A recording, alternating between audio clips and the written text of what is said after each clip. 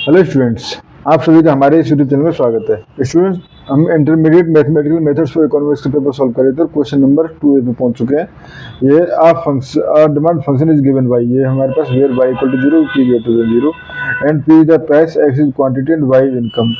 Is the demand curve negatively sloped, ठीक है। Is the given community normal good and find the reaction of demand to price as income increase and the reaction of demand to income as price increase। ठीक है students, ये question है जिसको हमें solve करना है। तो देखो, हमारे पास फंक्शन गिवन है x equal to 15y² plus 5y³ p to the power -3 -6pq। ठीक है, यहाँ पे x जो है वो क्वांटिटी को इंडिकेट करता है, ठीक है, p प्राइस है, ठीक है, एंड y इनकम है। ठीक है, तो बेसिकली इस डिमांड, जैसे फर्स्ट पार्ट में पूछा गया इस डिमांड कर्व नेगेटिवली स्लोप, तो यानी कि स्लोप निकालने के लिए हमें del x upon del p निकालना पड़ेगा। ठीक है, demand curve is negative, demand curve के अकॉर्डिंग, ठीक है, तो प्राइस के अकॉर्डिंग यानी कि, ठीक है।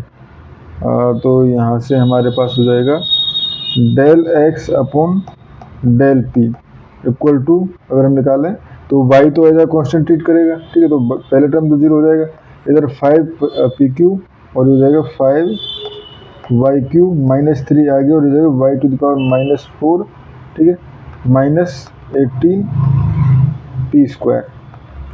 ठीक है स्टूडेंट्स, ये हो गया हमारे पास। तो इसको लिख सकता हूँ मैं -15y³ p to the power -4 -18p²। ठीक है, एंड सिंस गिवन है हमारे पास y greater than 0, p greater than 0, ठीक है, बोथ टर्म, ठीक है, बोथ टर्म आर पॉजिटिव, ठीक है। तो यहाँ से कह सकते हैं hence del x upon del p is less than 0, तो यहाँ से कह सकते yes demand curve is negatively, demand curve is negatively slope. ठीक है स्टूडेंट्स, ये हो गया।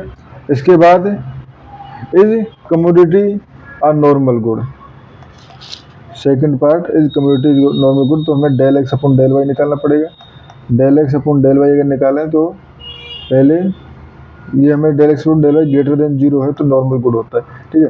तो del x upon del y, तो एक्स यही है हमारे पास, तो ये हो जाएगा 13 del x upon del y equal to 30y, ठीक है, और इधर हम करेंगे तो ये हो जाएगा 15y² plus 15y² p to the power -3। ठीक है, तो देखो y ग्रेटर देन 0 था, p ग्रेटर देन 0 था, implies del x upon del y is also greater than 0, implies the community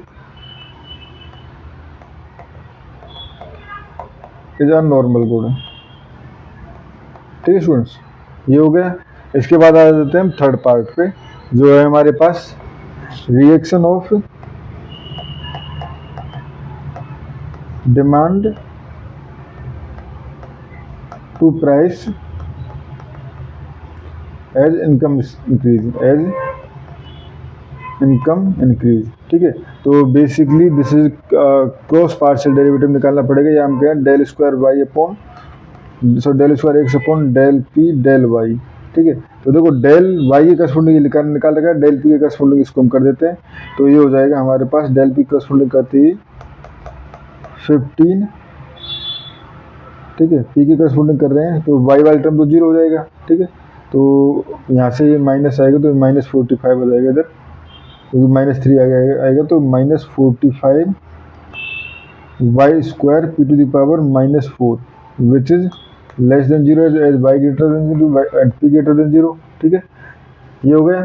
तो यहाँ से हम कह सकते हैं implies del square x upon del P del y less than 0, implies as income increase. ठीक है, demand became more sensitive, demand became more sensitive